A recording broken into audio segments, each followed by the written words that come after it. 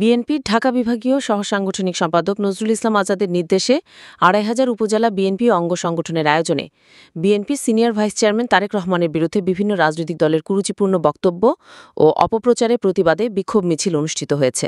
বুধবার সকালে ২৫০০ পৌরসভা শহীদ মঞ্জুর স্টেডিয়াম থেকে বিক্ষোভ মিছিল ২৫০০ পৌরসভা বাজার প্রদক্ষিণ করে ২৫০০ চৌরাস্তা পায়রা চত্বর হয়ে উপজেলা পরিষদের সামনে এসে শেষ হয়।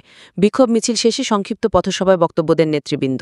এর আগে ২৫০০ উপজেলার বিভিন্ন পৌরসভা ও ইউনিয়ন থেকে মিছিলে মিছিলে যোগ দেন বিএনপি অঙ্গ সংগঠনের নেতাকর্মী সমর্থকরা।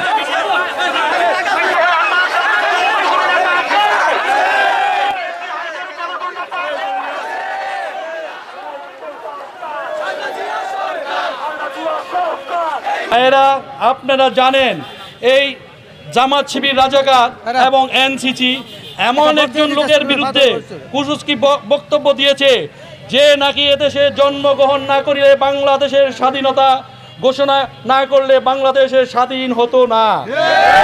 এই শহীদ প্রেসিডেন্ট জিয়াউর রহমানের পোস্টারের উপর তারা পাও নিক্ষেপ করেছে। আমি তাদের আহ্বান করতে চাই, আপনাদের যদি সাহস থাকে, বুকের পাটা থাকে, তাহলে এখন সামনে আসেন।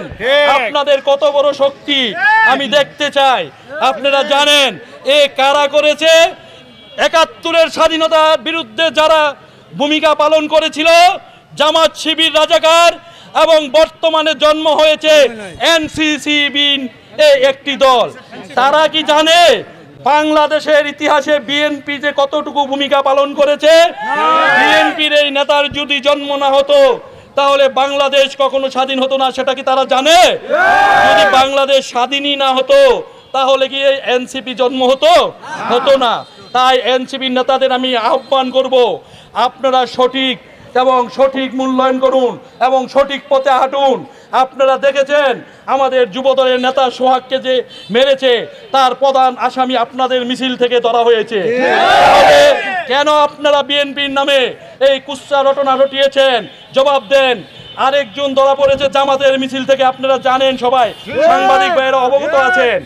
আমরা এই সোহাগের যারা খুন করেছে তাদের ফাঁসি চাই। আপনারা চান না? আমরা অবশ্যই ফাঁসি চাই এবং আমরা এই জামাত শিবিরের রাজনীতি নিষিদ্ধ চাই। কারণ এই জামাত শিবির বাংলাদেশের বিরোধিতা করেছে, আজও সে বাংলাদেশকে পাকিস্তান বানাতে চায়। আমি জামাত শিবিরকে বলতে চাই, আপনারা সাবধান হয়ে যান, ধর্ম নিয়ে ব্যবসা করবেন না। ধর্ম নিয়ে ব্যবসা ভালো নয়। এদেশের সবাই মুসলমান, শতকরা ৯০ জন মুসলমান।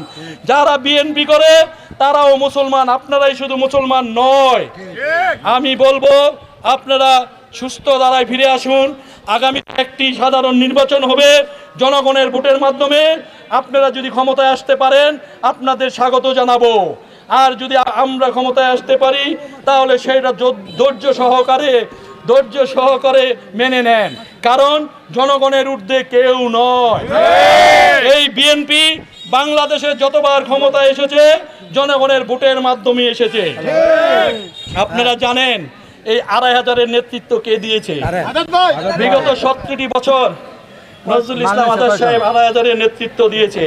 তাই আমি আপনাদের বলবো, আপনারা সবাই আজাদ সাহেবের পতাকা তলে এসে বিএনপি করুন, এই আশাবাদ ব্যক্ত করে আমি আমার সংক্ষিপ্ত বক্তব্য শেষ করলাম।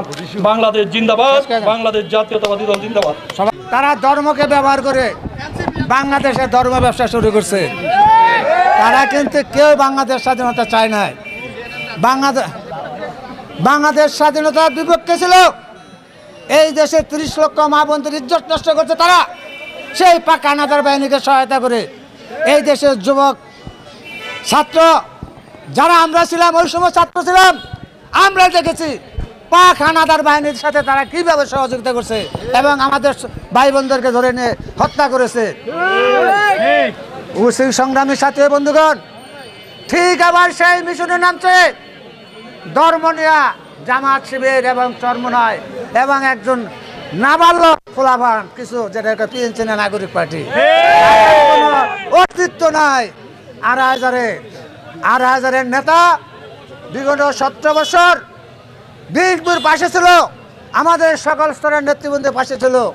আমাদের নেতা ঢাকা বিভাগীয় সহ সাংগঠনিক সম্পাদক ২৫০০-এর মাটি ও মানুষের নেতা জনাব নজরুল ইসলাম আজাদ সাহেব। আপনারা জানেন, আপনারা এখানে যারা আছেন প্রত্যেকের নামে মামলা আছে, প্রত্যেকে অত্যাচারিত হয়েছেন এবং গ্রেপ্তার হয়েছেন, জেলখানায় গিয়েছেন। আপনাদেরকে আমাদেরকে কে বাহির করেছে? আমাদের নেতাকে, সেই নেতা নজরুল ইসলাম আজাদ সাহেব টাকা পয়সা অর্থ দেয়া এবং বাড়ি বাড়ি গরিব নেতাকর্মীদের খাদ্য সরবরাহ করা আমাদেরকে এই 17 বছর রাজপথে রেখে আজকে বিএনপির সামনে সুদিন আবার নামছে ধর্ম ব্যবসায়ীরা। সাবধান ভাই, এই ধর্ম ব্যবসায়ীতে সাবধান করবেন এবং এই নাবালক পার্টিতে সাবধান থাকবেন।